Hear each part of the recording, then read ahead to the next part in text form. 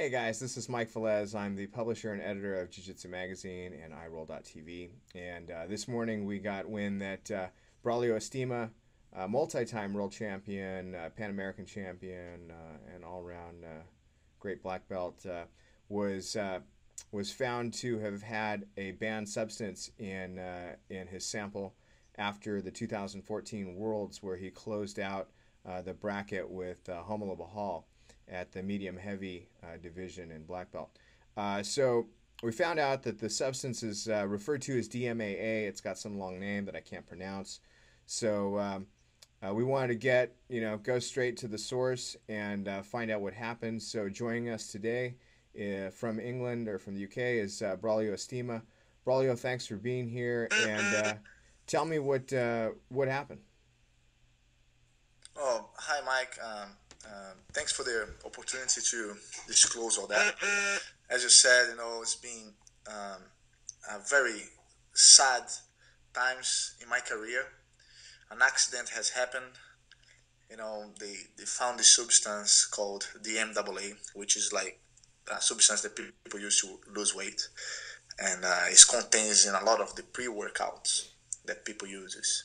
And in an unfortunate situation happened that after my fight on the semi-final against Murilo Santana, and when Romulo Barral beat Guto Campos on the other side of the bracket, we kind of closed out the division. So the semi-final was about like 2 hours before the finals, and then since then, celebration.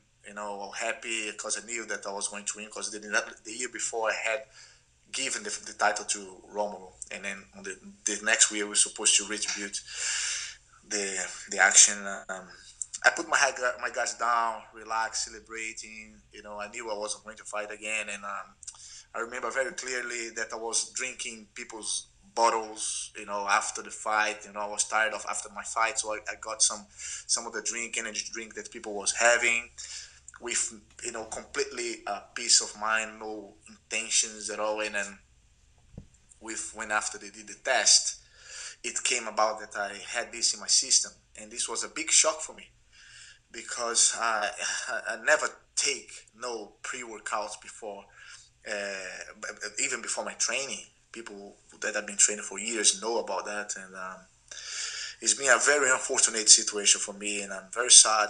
Like the world's on my shoulders, and it's a shame, this accident. Now you got a 2 year suspension, which I did a little bit of research on it, and just in different sports, it seems like 2 years is an awfully long time. Did you try to fight it? Well, I tried everything that I could. It seems like I'm gonna get the maximum suspension for the situation, for the simple fact that I cannot find out what I took, because I didn't take deliberately. And once I don't have the source, I cannot fight around. I cannot tell what really happened. Because if I knew what was taken, I could explain the situation. Listen, I was, after my fight on the semifinals, I took this substance from this bottle that contains this substance that I have, and then if they go back to this source, let's say, for example, one substance, because I was doing the research, now I know that N explode contains the DMAA, which is the dimethyl pentalanine. Uh, if I go back and say, listen, I used this bottle, after my last fight, and I drank, and it contains N explode. They're gonna go back there and check the N explode, and I said, oh yes, contain the DMAA, but also contains this, and that, and it doesn't match with your urine sample. So that means that they will give me, because of I would be trying to be caught online, they would be giving me a 4 years burn instead of two. So as I genuinely don't know where I took it from, I don't have an idea what's the proceedings of the drink that I had, I cannot fight back. So you can see many people who even take like a steroids or anabolic substance, which is not my case. I didn't take no anabolic, no steroids, because DMAA is not one of those. they got even I've seen stories that they get like a less ban because they know what they took and they told the story around it. But I'm in the situation that I don't have no weapons to fight because I don't have the source of it, because I didn't have intentionally drinking, it was an accident. So they take in this way to give me the probably the maximum penalty, and I can only put my hands up and then accept it, because I'm actually in favor of the anti-doping, because I think it's a very good move for the sport to become professional. So I can only put my hands up and accept it, and that's what it is.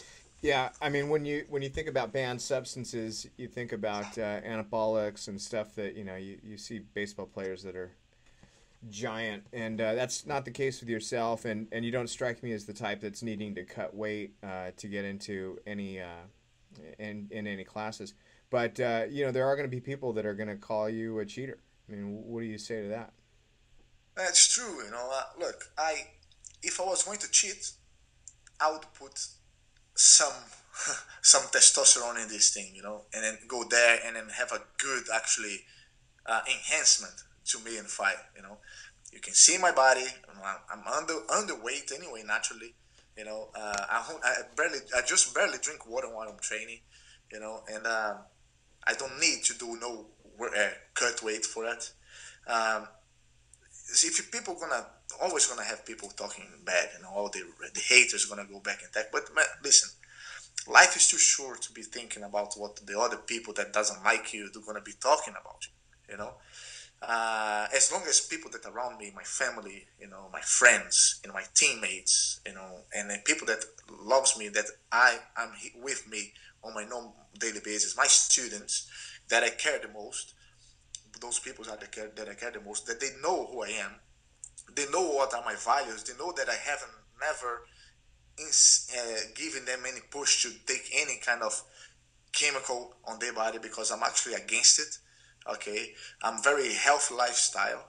I love to pass an example of health for all my pupils, and they know it was an accident. So I'm not really care about what people gonna think or say. I know that people around me know who I am, and what my values are. So now, for these next 2 years, are you going to continue to compete at non-sanctioned events? And so far, what's been the response from your sponsors? Well, I really want to carry on competing as much as I can in any event that allows me to. My career is I'm on the pinnacle, and I don't have many years left on competition. I'm already 34 years old, and if I get these 2 years ban, I don't want to stop competing, because that's a thing that I really love to do, and I want to carry on competing. I want to carry on teaching. Focus on spreading the jiu-jitsu. That is the one of the goals that I have in life. Because I believe that if everyone does jiu-jitsu, the world would be a much better place to live. And I'm really gonna carry on with that.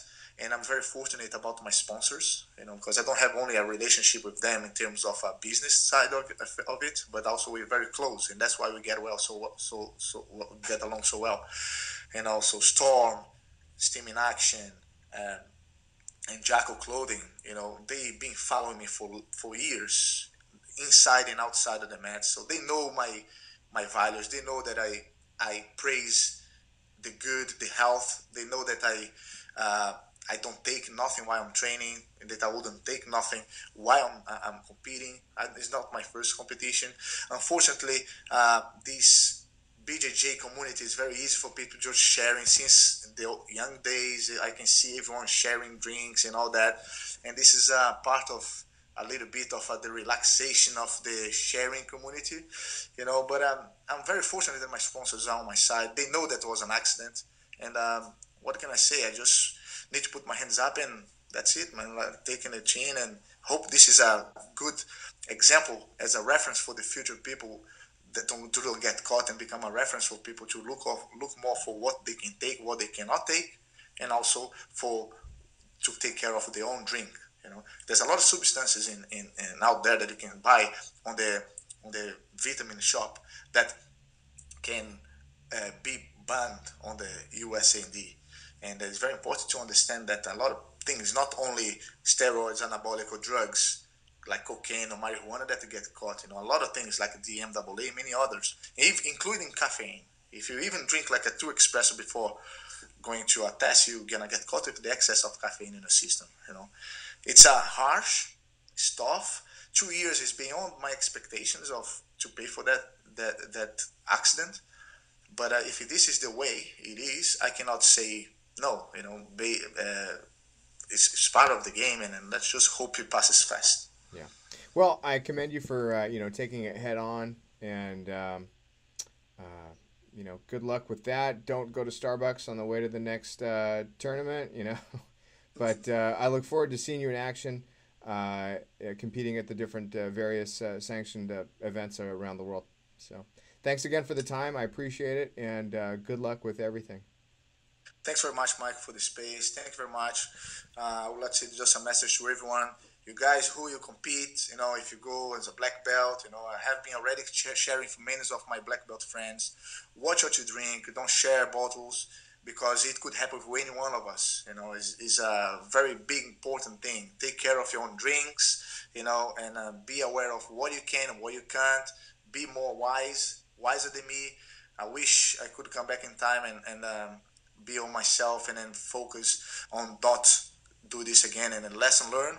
And from now on, I won't touch nobody bottles, man. Cool. Well, thanks again for the time. We appreciate it, and good luck to you. Thank you very much, Mike. I see you soon. Cheers.